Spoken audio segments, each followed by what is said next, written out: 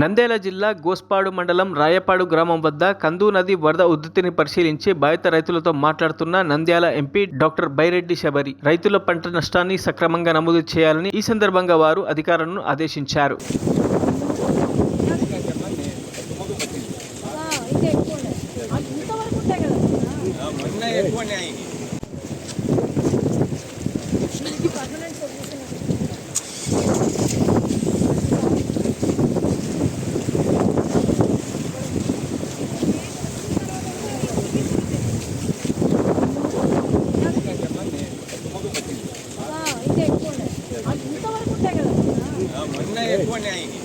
మరిన్ని అప్డేట్స్ కోసం మా ఛానల్ని సబ్స్క్రైబ్ చేయండి.